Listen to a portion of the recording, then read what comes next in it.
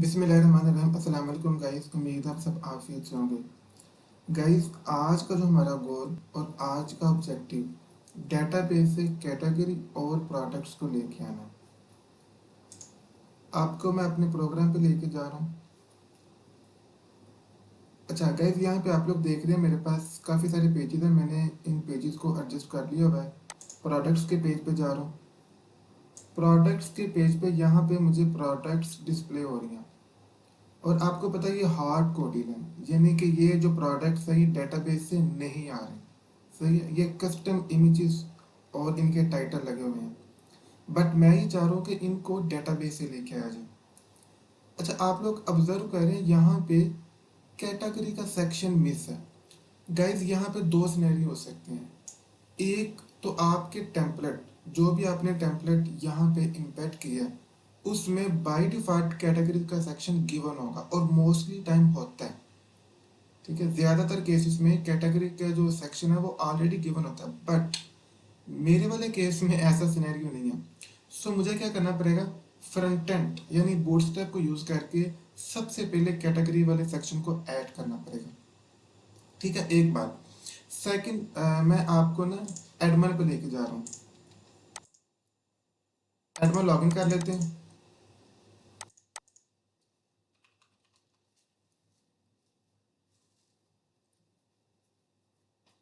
जी guys, admin का dashboard आ चुका है। तो यहाँ पे मैं जा रहा हूँ, पहले कैटेगरी वाले सेक्शन पे जा रहा हूँ।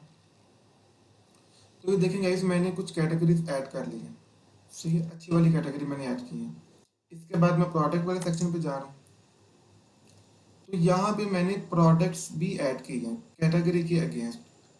Product name, description, purchase price, sale price, images. ठीक है, तो ये जो मैंने कंटेंट लिया ये थोड़ा सा बेहतर लग रहा है, रेलेवेंट कंटेंट है। ठीक है, फर्स्ट हम जो था ना रैंडमली बहुत बुरा भला कंटेंट भी यूज़ कर रहे थे।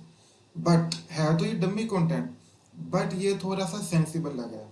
सही है, तो आपको मैं लेके चलता हूँ प्रोडक्ट वाले पेज पे। इस पे थोड़ा सा हम काम करेंगे आज। कोड पे जा रहा हूँ, प्रोडक्ट वाले पेज को तलाश करता हूँ। सो ये रहा।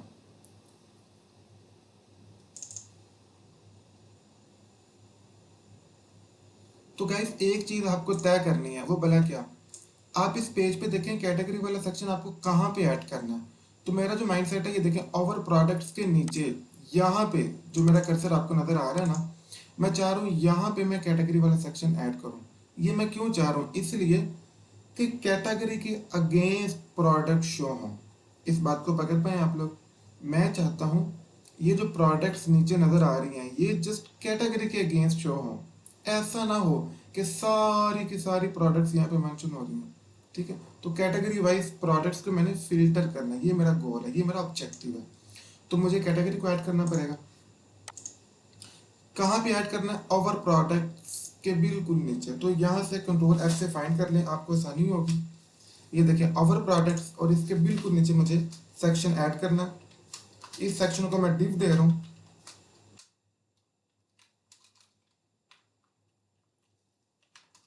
क्लास कर लेते हैं हम लोग कंटेनर।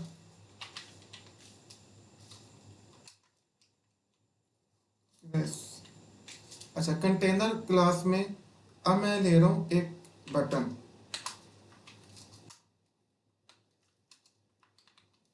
और बटन पे हम कैटेगरी का नेम लेंगे।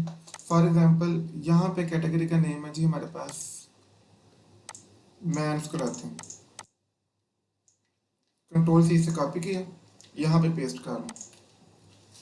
क्लास देंगे हम लोग बटन,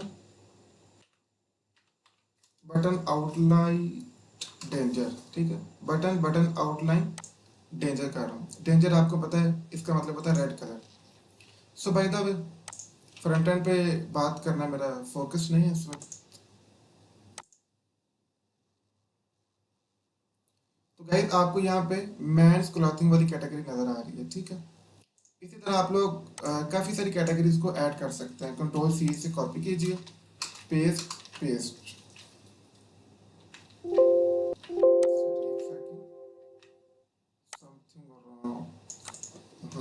ठीक है, पेस्ट करता हूँ। तो मैंने 4 कैटेगरीज ऐड कर लिए हैं। ये सारी जो है ना इनके नाम सेम ही हैं, बट आपको पता आप यहाँ से चेंज कर सकते हैं। मैं अपने जो है ना असल काम की तरफ चलता हूँ। अब ये जो कैटेगरीज है ना गाइस, मैंने यहाँ पे ली हुई है मैथ्स क्लॉथिंग वाली। ये कैटेगरी अगेन कस्टम है, मतलब मैंने खुद लिया है। बट मैं क्या चाहता हूँ कि ये डेटाबेस से आनी चाहिए। डेटाबेस है, सारे का सारा कंटेंट डायनामिक होना चाहिए। डायनामिक मीन डेटाबेस से आना चाहिए। तो मैं आपको ना डेटाबेस पे लेके चलता हूँ। एक दफ़ा मैं आपको डेटाबेस का व्यू दिखा देता हूँ। डेटाबेस से मुराद ये देखें, ये वाली कैटेगरीज ऑटोमेटिक शो होनी चाहिए ना। तो चूंकि ये कंटेंट भी डेटाबेस से ही आ रहा है, तो मैं चाह रहा हूँ ये कैटेगरीज यहाँ पे भी मेंशन हो जाए। एक चीज़ को ना आप लोग पकड़िएगा, प्रोग्रामिंग को समझने का ट्रिक है। ये ध्यान से, प्रोग्रामिंग समझने का एक ट्रिक है, वो मैं आपको देने जा रहा हूँ। अगर आप लोग इस बात को पकड़ पाएंगे तो अच्छी बात है, नहीं तो कोई बात नहीं। अब ये आपको नजर आ रहा है, ये जो पेज है ये कैटेगरी का इंडेक्स पेज है। इस बात को पकड़ पाए, कैटेगरी का इंडेक्स पेज है। कैटेगरी के इंडेक्स पेज पे ये जो कैटेगरी नेम आ रहे हैं, ये भला कहाँ से आ रहे हैं? डेटाबेस से आ रहे हैं। इस बात को होल्ड करें। कैटेगरी के इंडेक्स पेज पे ये जो कैटेगरीज आ रही हैं, ये कहाँ से आ रही हैं? डेटाबेस से आ रही हैं। मैं क्या चाहता हूँ, प्रोडक्ट्स वाले पेज पे, कस्टमर का जो प्रोडक्ट्स वाला पेज है, यहाँ पे जो कैटेगरीज आए कहाँ से आए? डेटाबेस से। समझ आई इस चीज की? तो इसका मतलब ये है कि ये काम ऑलरेडी मेरे प्रोजेक्ट पे हुआ है। तो दो चीजें हैं, या तो आप लोग जो मैंने काम करके अब दिखाऊंगा वैसे कर लें, बट आप लोग खुद भी सेंस ले सकते हैं, खुद भी इस चीज को समझ सकते हैं। क्या आप सोचेंगे कि जिस तरह इस पेज पे डेटाबेस से कैटेगरीज आई हैं, उसी तरह उसी कोड को यूज करके, मुझे कोड खुद भी नहीं करना पड़ेगा, उसी कोड को यूज करके मैं डेटाबेस से कैटेगरीज यहां पे नहीं लेके आ सकता। अब मजे की बात पता क्या, यहाँ पे जो हम कैटेगरीज लेके आए हैं वो बाय डिफॉल्ट आई हैं। हमने जस्ट कंट्रोलर क्रिएट किया था, कंट्रोलर क्रिएट कर लिया, ऑटोमेटिक कैटेगरीज आ चुकी हैं।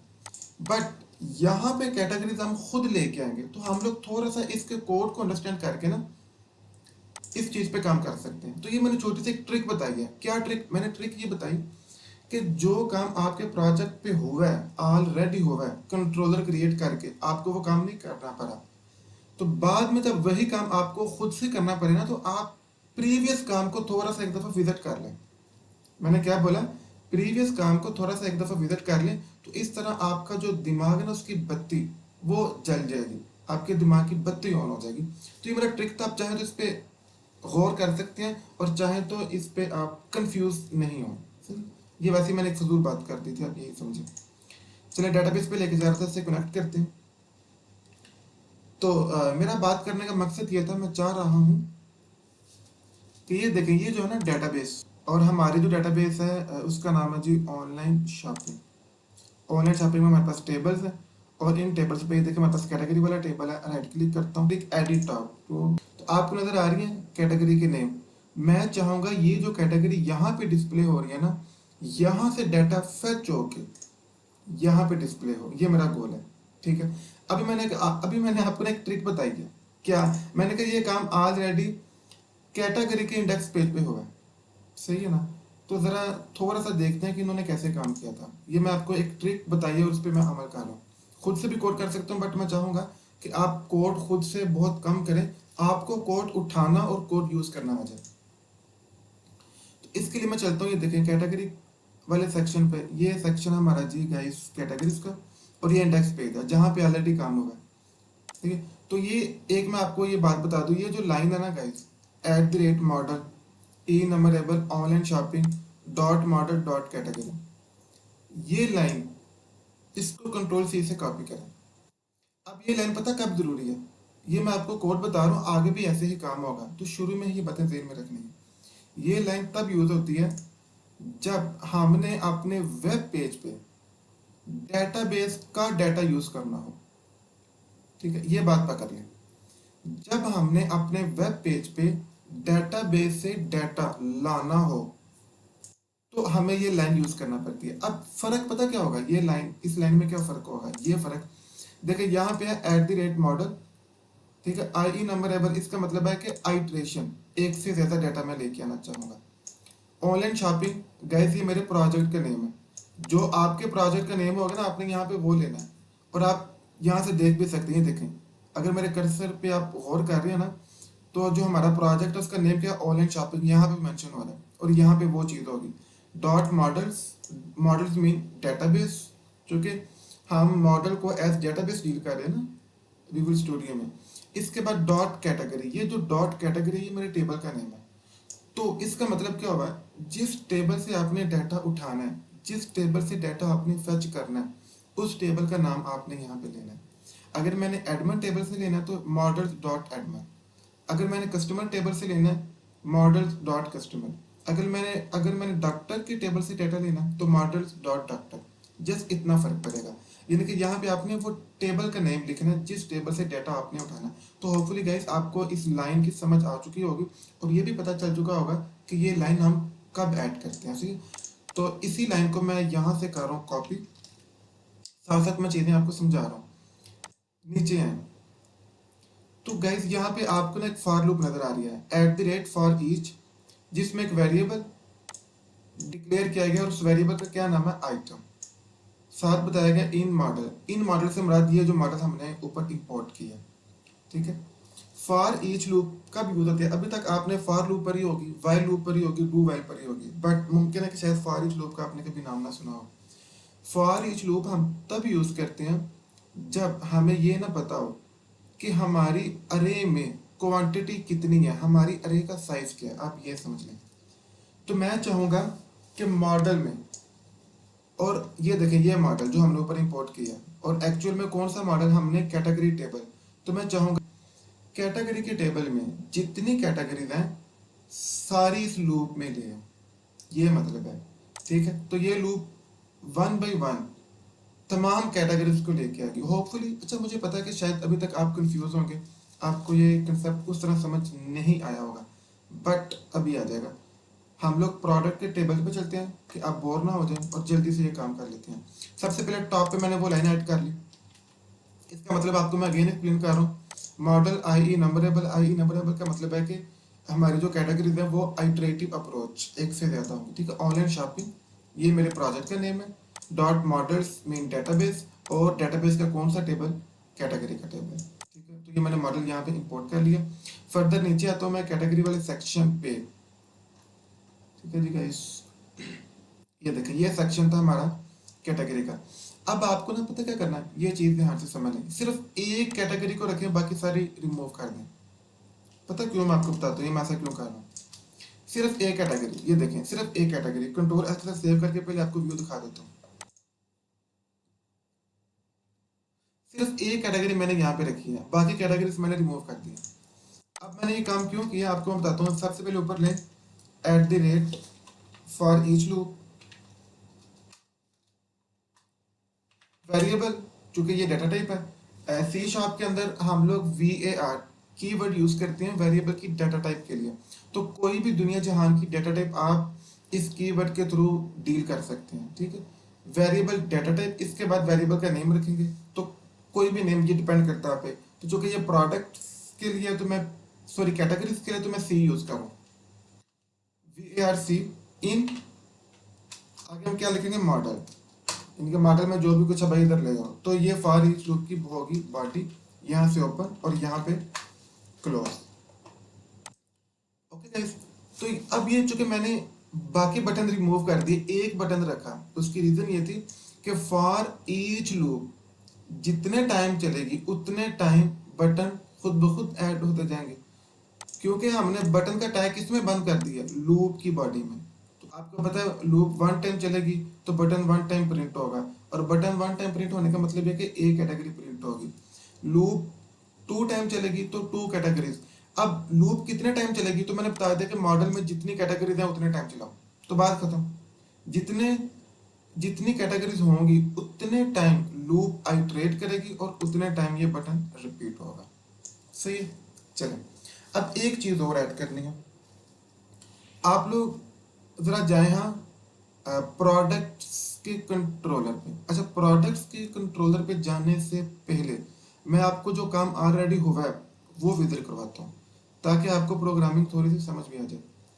हमने बात की थी कैटेगरी के इंडेक्स पेज में सारा काम ऑलरेडी हुआ है, ये बात की थी ना। ये है कैटेगरी का इंडेक्स पेज, ठीक है, फॉर ईच लूप भी लग गई।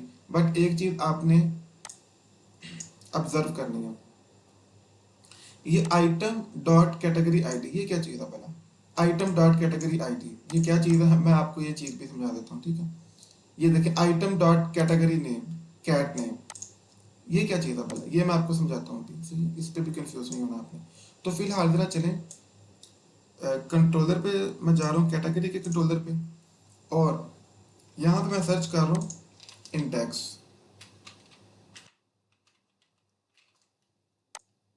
आपको एक चीज़ नज़र आ रही है इंडेक्स पेज में, ये कैटेगरी वाला इंडेक्स पेज में रिटर्न व्यू में उसने क्या किया है, डीबी से मेरा database dot category dot to list, सारी लिस्ट भेज दो व्यू के साथ।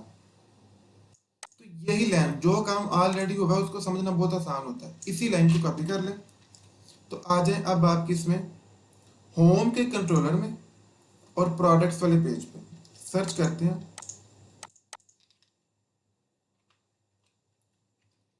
ये देखिए होम के कंट्रोलर पे मैं किस पेज पे आ गया, प्रोडक्ट्स वाले पेज पे, और वो जो लाइन मैंने वहां से कट की थी यहाँ पे पेस्ट कर दी। होपफुली गाइस आप इन चीज़ों को समझ रहे होंगे। यानी कि आप लोग देख रहे हैं ये होम के कंट्रोलर पे मैं प्रोडक्ट वाले एक्शन पे आया, तो प्रोडक्ट वाला एक्शन क्या कर रहा था, रिटर्न कर रहा था व्यू को। मैंने कहा सिर्फ व्यू रिटर्न ना करो, तो मैं काम और भी करो, डेटाबेस में जो कैटेगरीज हैं उनको लिस्ट बना के भेज दो व्यू के साथ। सही, बस इतनी सी मैंने बात बोली, कोई मुश्किल बात नहीं बोली। तो इधर आते हैं प्रोडक्ट वाले पेज पे, ऊपर मैंने मॉडल में वो सारी लिस्ट ले ली, ठीक है। फॉर ईच लूप पे मैंने मॉडल इंपोर्ट कर लिया। अब कंट्रोल एस के साथ सेव करते हैं और देखते हैं भाई क्या नज़ारे हैं। अच्छा ओके गाइस, सो यहाँ पे आप एक बात नोट करें, आपको कैटेगरीज मेंशन हो रही हैं कितनी, एक दो तीन चार, और अपने डेटाबेस पे यहाँ पे कितनी कैटेगरी है, एक दो तीन चार, सही है। और यहाँ पे भी आपको 4 कैटेगरीज मेंशन हो रही हैं, बट मैंने तो मैंस क्लॉथिंग एक दफ़ा ली थी, तो इट्स मीन कि डेटाबेस से डाटा आ रहा है, जितना डाटा हमारे मॉडल में यानी कैटेगरी वाले टेबल पे मौजूद है उतनी दफ़ा लूप आइटरेट कर रही है, बट हर दफ़ा सेम वैल्यू दे रही है। इसके क्या रीज़न है, इसको भी हम एडजस्ट कर लेते हैं। इसको यहाँ से करें remove eight the rate, variable कौन सा लिया था आपने, यहाँ पे देखना है सी डॉट, इसके बाद आप यहाँ से ले कैटेगरी का नेम, जो भी आपने मेंशन करना है ना, क्योंकि हम ऑब्वियसली कैटेगरी का नेम मेंशन करेंगे। तो कर लिया, कंट्रोल एस के साथ सेव किया,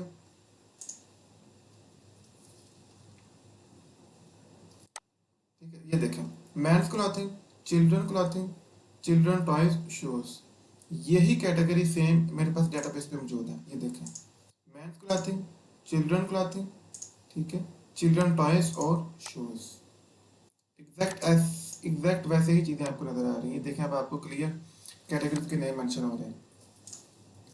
तो होपफुली एक काम के अंदर हम कामयाब हो चुके हैं। अच्छा एक चीज़ गाइस, जब आप डेटाबेस को इंपोर्ट करेंगे यहाँ पे, तो उसके साथ बिल्ड करना बहुत ज़रूरी है। अगर आप लोग बिल्ड नहीं करते तो आपको एरर फेस करना पड़ेगा, सही। तो जब डेटाबेस इंपोर्ट करें तो साथ ही डेटाबेस को बिल्ड ज़रूर कर लीजिएगा।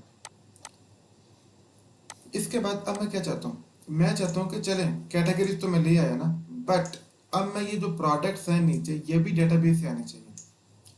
यानी कि डेटाबेस से क्या मुराद, यहाँ से ये देखें प्रोडक्ट्स वाला टेबल है मेरे पास, राइट क्लिक करके एडिट टॉप टू रोज पे जा रहा हूँ। तो ये देखें यहाँ पे आपको प्रोडक्ट्स के नेम हर चीज़ शो हो रही है। Guys, इनको आप ऐसे एडजस्ट भी कर सकते हैं अपनी मर्जी के मुताबिक, नेम को मैं ऐसे कर लेता हूँ, ठीक। तो अब ये जो सारा डाटा हमारे पास प्रोडक्ट्स का यहाँ पे मौजूद है डेटाबेस पे, यही मैं क्या चाहता हूँ यहाँ पे है, कहाँ से है डेटाबेस पे। तो आप सोचेंगे कि ये भी वैसे ही काम है, जैसे हमने ये किया वैसे ही हम ये कर सकते हैं। नो डाउट, बिल्कुल ठीक बात है, कोई फर्क नहीं पड़ेगा, जैसे आपने वो काम किया वैसे ही आप ये काम कर लेंगे। लेकिन एक चीज़, एक प्रॉब्लम है हमारे पास। वो प्रॉब्लम क्या,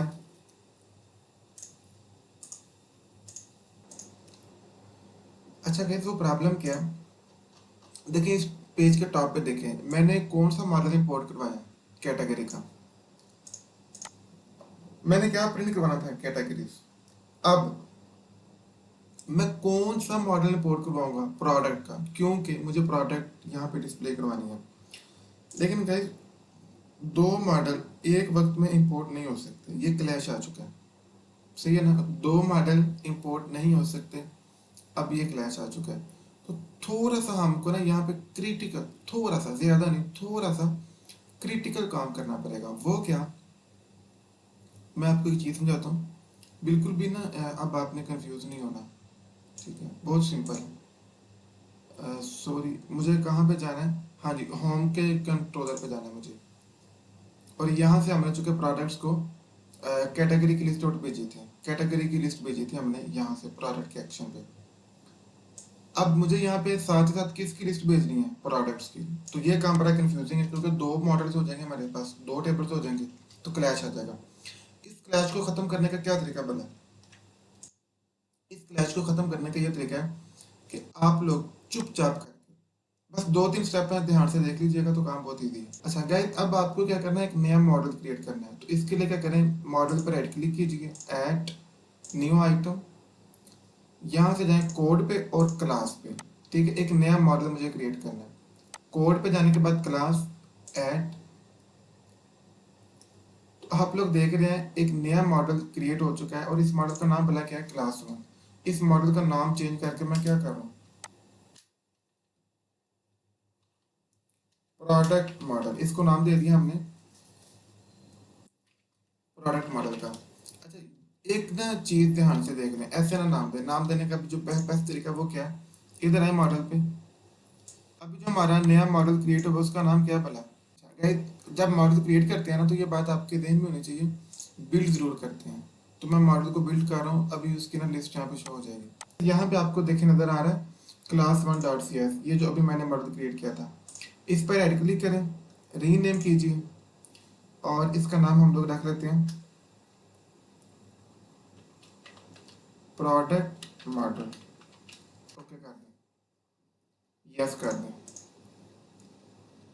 तो देखें जैसे ही मैंने नाम चेंज किया प्रोडक्ट मॉडल, फौरन यहाँ पे भी नाम चेंज हो चुका है ऑटोमेटिक। जहां जहां पे वो पुराने वाला नाम यूज हुआ होगा ना, वो ऑटोमेटिक चेंज करते हैं। तो ये तो नाम चेंज करने का यहाँ से बेनिफिट होता है। तो मैंने इस मॉडल का क्या नाम रखा है?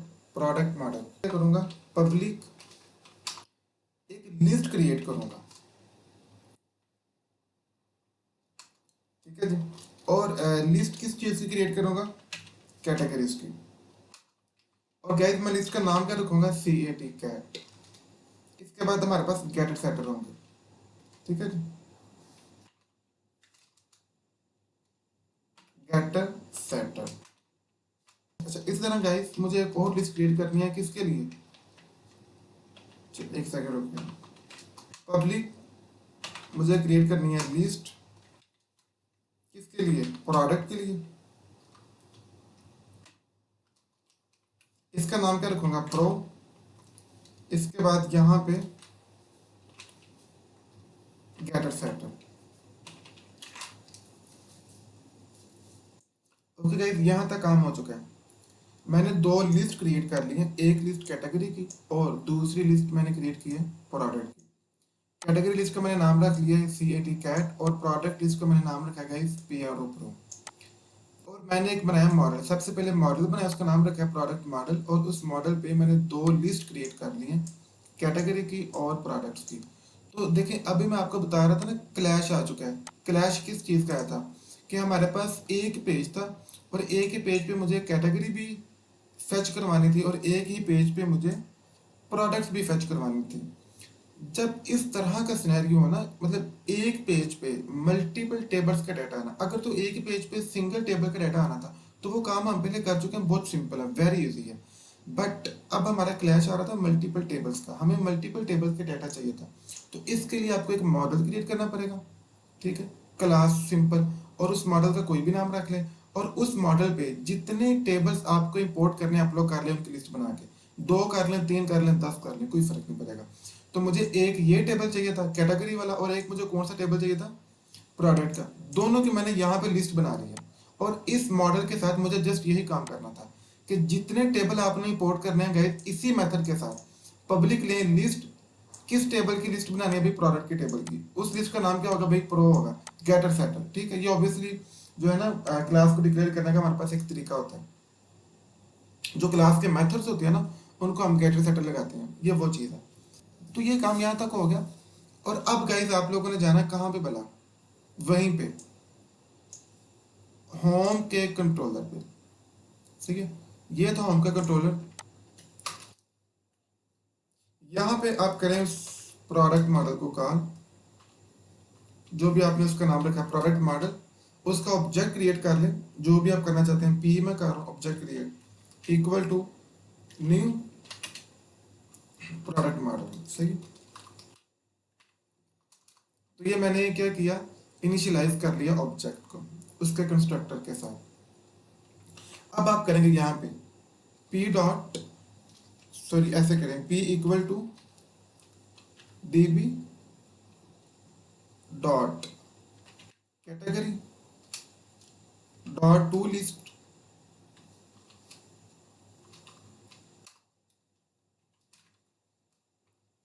इसी तरह अगेन करें P equal to D B dot, अब मुझे क्या करना है, product, second products dot to list. ठीक है, और अब रिटर्न व्यू को मुझे क्या पास करवाना पड़ेगा, जस्ट पी और कुछ नहीं। अच्छा अब गाइस कैटेगरी की हमने कौन सी लिस्ट बनाई थी वो बताएं, पी डॉट कैट के नाम से, इसको कैटेगरी में रख दें। और प्रोडक्ट की हमने कौन सी लिस्ट बनाई थी, पी डॉट प्रो की।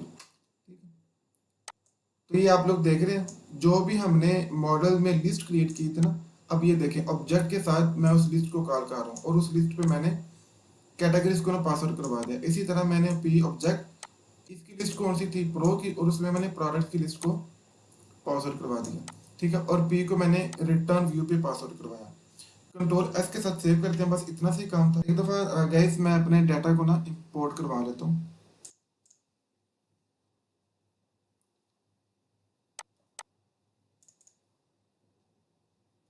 सॉरी यहाँ पे सेमीकोलन लगाना भूल गया था, बिल्ड कर लें।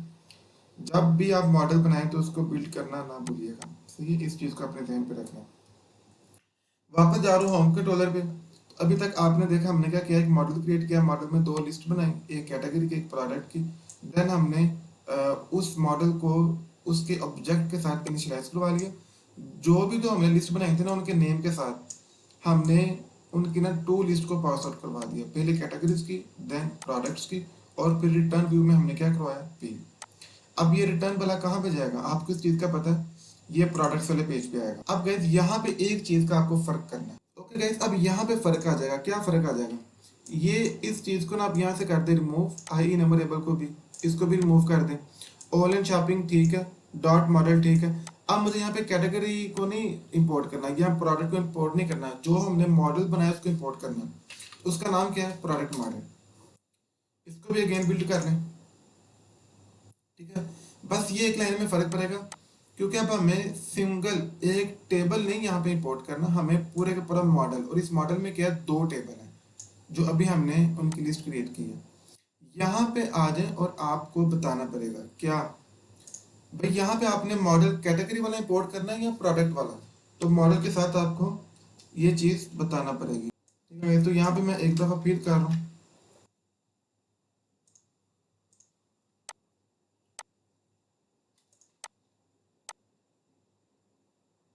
Variable C in model model dot cat. ठीक है, और यहाँ पे वही चीज़ at the rate C dot category में, कंट्रोल एस के साथ सेव किया। देखते हैं जी क्या सूरत हाल है।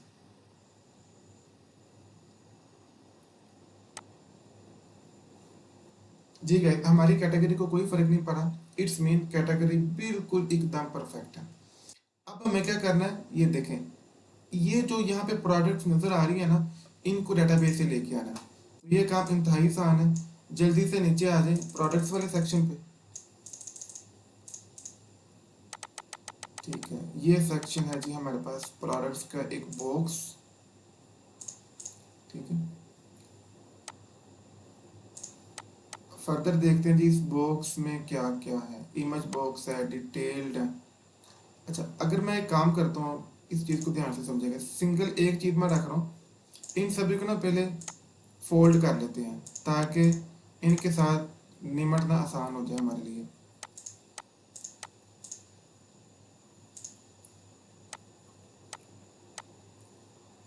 ठीक है, इनको मैंने सबको समझ फोल्ड कर लिए। ये देखें, एक रख लें, बाकी सारे रिमूव कर दें। ये एक रख के बाकी को रिमूव हम क्यों करते हैं, ये बात को लॉजिक समझ आ चुकी है। क्योंकि बाकी जो है ना फॉर लूप खुद ही मल्टीप्लाई करवा लेंगे इनको। कंट्रोलर के साथ सेव किया, देखते हैं जी। सिंगल एक प्रोडक्ट मेरे पास यहाँ पे बची है। इसके शुरू में क्या लगाएं, eight the rate for each loop. उसी तरह वेरिएबल डिक्लेयर करें। इस वेरिएबल का नाम रख रहे हैं P in model dot pro. अब मुझे मॉडल की कौन सी लिस्ट मंगवानी है, प्रो वाली। ऊपर मुझे कौन सी लिस्ट मंगवानी थी, कैटेगरी वाली। सही हो गया जी। ब्रैकेट्स लगा दी मैंने यहाँ पे, और इस कोड को यहाँ से कट करके यहाँ पे पेस्ट कर दीजिए। और अब नीचे आ जाए, यहाँ पे देखें, सबसे पहले हमें उसका नेम बताना पड़ेगा। Eight the rate P dot, तो जो भी आपका प्रोडक्ट का नेम है वो यहाँ पे लिए है। ठीक है, मैं लेके आ चुका हूँ। इसके बाद यहाँ पे क्या करना पड़ेगा, इमेज लगाने का तरीका, eight the rate URL dot content. अब यहाँ पे मुझे बताना पड़ेगा क्या बना, पी डॉट प्रोडक्ट की पिक्चर। सही है, नीचे आ जाते हैं। मुझे प्राइस बतानी पड़ेगी, eight the rate P dot sale price ढूंढे यहाँ पे। अगर आप नजर आ जाए, ये देखिए सेल प्राइस, देखते हैं जी। अच्छा गाइस, यहाँ पे ना एक चीज जो इशू क्रिएट कर रही है, प्रोडक्ट्स के नेम भी बिल्कुल ठीक आ रहे हैं, देखिए मैन शर्ट, और जो है ना प्रोडक्ट्स की प्राइस भी बिल्कुल ठीक आ रही है, बट इमेजेस यहाँ पे शो नहीं हो रही। सॉरी गाइस, इमेज जो है ना, एक कॉमन सी गलती हमने की हुई है। यहाँ पे इमेज का टैग लें,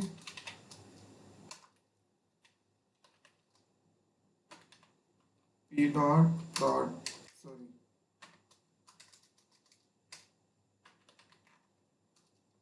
प्रोडक्ट जी। तो गाइस आप लोग देख रहे हैं, अब ये तमाम की तमाम इमेजेस जो है ना, ये डेटाबेस से आ रही हैं। इन इमेजेस के नाम भी डेटाबेस से आ रही हैं, और इनकी जो है ना सेल प्राइस भी डेटाबेस से आ रही है। इसके अलावा मेरे पास डेटाबेस में इनकी परचेज प्राइस, सेल प्राइस और डिस्क्रिप्शन भी मौजूद है। अगर आपके पास, ये डिपेंड करता है टेम्पलेट पे, अगर आपके पास टेम्पलेट थोड़ा सा बेहतर है जिसमें डिस्क्रिप्शन का ऑप्शन भी है, इसी मेथड के साथ आप लिख सकते हैं। लाइक डिटेल बॉक्स में अगर मैं लिखना चाहूँ तो मैं लिख सकता हूँ eight the rate P dot product description. ठीक है,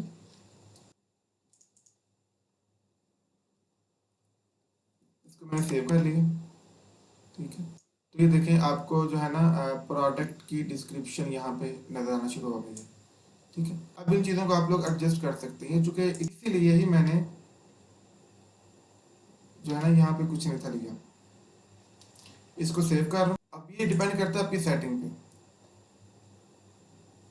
और मैंने इसको पहले जैसा कर लिया। अब ये थोड़ा सा ना अच्छा लग रहा है। तो इसमें ये थोड़ी सी सेटिंग है, आप लोग डिस्क्रिप्शन भी ऐड कर सकते हैं, टाइटल भी, हर चीज़। अब कैसे ऐड करना है डेटाबेस से, कैसे डेटा इंपोर्ट करना है, ये मैंने आपको ट्रिक और तरीका बता दिया। आप लोग इसी तरह डेटाबेस से डॉक्टर इंपोर्ट करेंगे, बुक्स इंपोर्ट करेंगे, पेशेंट इंपोर्ट करेंगे। ठीक है, डॉक्टर का जो स्केजुअल है वो इंपोर्ट करेंगे। अब मेथड यही है, बट प्रोडक्ट्स अलग अलग हैं। मेरी प्रोडक्ट्स मेरे हिसाब से होंगी, आपकी प्रोडक्ट्स बुक हो सकते हैं, आपकी प्रोडक्ट्स आपके पेशेंट हो सकते हैं। ठीक है, तो ये चीज़ों का फर्क पड़ेगा, बाकी फंटा और थीम सबका सेम रहेगा। अब गाइस मेरी लास्ट प्रॉब्लम, बस फिर बात खत्म। वो लास्ट प्रॉब्लम क्या है, उसको सॉल्व करते हैं, देन इस वीडियो को हम लोग वाइंड अप करते हैं।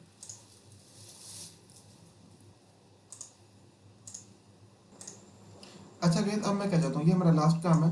मैं चाहता हूँ जैसे ही मैं मेंस क्लॉथिंग पे क्लिक करूँ तो यहाँ पे जस्ट उस कैटेगरी के प्रोडक्ट्स आने चाहिए। अगर मैं चिल्ड्रन क्लॉथिंग पे क्लिक करूँ तो सारी की सारी कैटेगरी कौन से आनी चाहिए, चिल्ड्रंस के। सॉरी, सारी की सारी प्रोडक्ट्स कौन से आने चाहिए, चिल्ड्रन के। इसी तरह अगर मैं शूज़ पे क्लिक करूँ तो शूज़ आ जाए, टॉयज पे क्लिक करूँ तो टॉयज आ जाए। कैटेगरी पे क्लिक करो तो उसके अगेंस्ट प्रोडक्ट्स मुझे डेटाबेस से शो हो, तो ये मैं करना चाहता हूँ। आपको पता है जब हम क्लिक करके कोई एक्शन पास आउट करवाते हैं तो उसके लिए HTML का एक टैग यूज होता है, एंकर का टैग। एंकर के टैग से हम चीज़ों को लिंक करवा सकते हैं। तो जल्दी से चलते हैं, थोड़ा सा इस चीज़ को चेंज करते हैं। ये देखिएगा मैंने यहाँ पे गैस क्या लिया हुआ है, बटन। बट बटन पे कोई हाइपर रेफरेंस वाला सीन नहीं होता, तो इस चीज़ से आप कंफ्यूज ना होइएगा। मैं क्या कर रहा हूँ, मैं यहाँ पे ले रहा हूँ एंकर का टैग, हाइपर रेफरेंस और एंकर का टैग क्लोज कर दिया। बिल्कुल कंफ्यूज नहीं होना, इस चीज़ को मैं यहाँ से कर रहा हूँ कट, यहाँ पे पेस्ट कर दिया और बटन को मैं यहाँ से रिमूव कर रहा हूँ। लेकिन एक काम करूँगा, क्लास यूज़ करूँगा कौन सी, बीटीएन। बीटीएन आउटलाइन वही वाली, डेंजर। कंट्रोलर के साथ सेव करते हैं। देखिए कोई फर्क नहीं पड़ा, मैंने बूटस्ट्रैप की क्लास यूज करके बटन से किस चीज पे शिफ्ट हो चुका हूँ, एंकर के टैग पे। गुड। अब यहाँ पे आपने लिंक लगाना, कौन सा, @URL डॉट एक्शन। और इस एक्शन पे मैं क्या करूँगा, 2 से 3 पैरामीटर मैं गाइस पास आउट करवाऊंगा। पहला मैं यहाँ पे बताऊंगा जो है ना, कंट्रोलर होम एक्शन कौन सा चलेगा, प्रोडक्ट का। होम के कंट्रोलर पे कौन सा एक्शन चलेगा, प्रोडक्ट, सॉरी ये प्रोडक्ट्स का। ये स्पेल मिस्टेक आपने बिल्कुल नहीं करना है, ये ध्यान से देख लेना है। ठीक है, होम के कंट्रोलर पे एक्शन चलेगा हमारे पास प्रोडक्ट्स का। इसके अलावा मैं एक और पैरामीटर ले रहा हूँ, आर्गुमेंट न्यू। ठीक है, यहाँ पे ऐसे, और इधर मैं क्या बताऊंगा भला, और जी गैस न्यू। यहाँ पे मैं आईडी पास आउट करवाऊंगा, किस चीज़ की भला, ID is equal to C dot, एक minute guys something wrong, sorry यहाँ पे ये देखिए,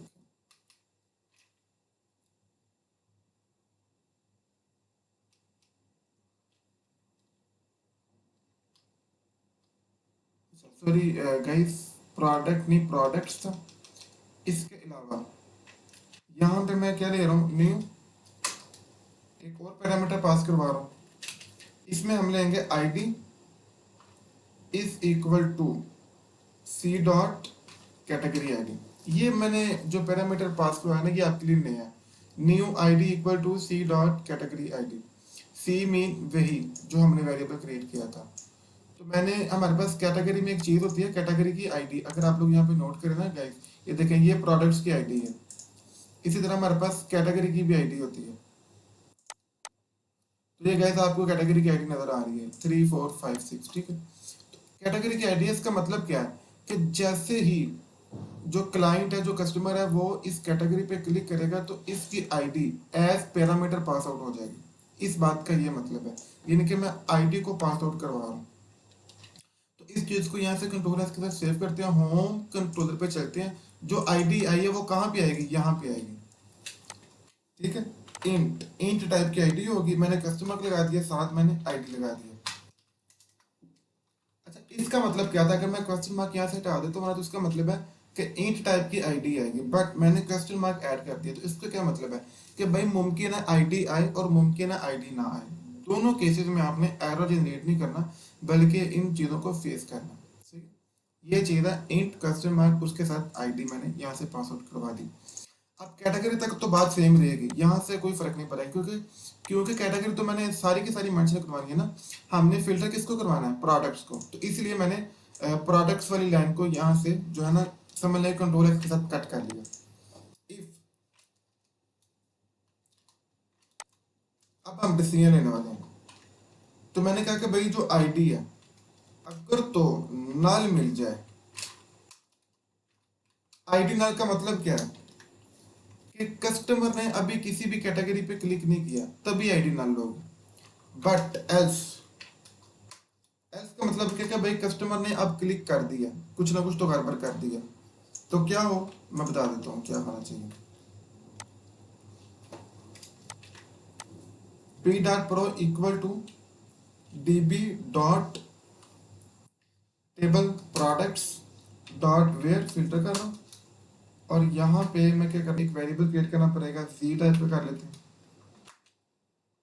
जी dot category F I D equal equal to कर दी किसके, आई डी का, जो भी हमने इंपोर्ट करवाई है, डॉट टू लिस्ट। अच्छा जी, यहाँ पे देख लेते हैं एक दफ़ा बिल्ड करके। लगता कोई इशू नहीं। कंट्रोल एस के साथ सेव किया और वही रिटर्न व्यू को हम पी करवा रहे हैं, ठीक है। इसका भला क्या मतलब है, अगर आप लोग इस चीज़ को पकड़ पाए हैं तो ज़रा चेक करते हैं जाके गाइस, रिफ्रेश कर रहा हूँ।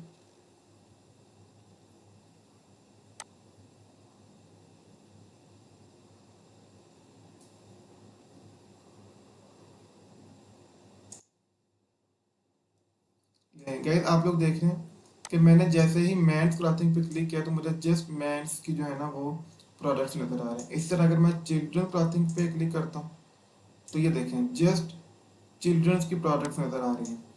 चिल्ड्रन टॉयज पे क्लिक करता हूँ तो कुछ नज़र नहीं आ रहा, शूज़ पे क्लिक करता हूँ तो कुछ नज़र नहीं आ रहा। उसकी रीज़न ये है कि शूज़ और टॉयज की प्रोडक्ट्स मैंने ऐड ही नहीं की। जैसे ही मैं डेटाबेस में इन कैटेगरीज को भी ऐड कर दूंगा, इन कैटेगरीज के रेलेवेंट जो कॉरस्पॉन्डिंग प्रोडक्ट्स उनको मैं ऐड करूंगा तो वो भी यहाँ पे प्रेजेंट होना और डिस्प्ले करना शुरू हो जाएंगे।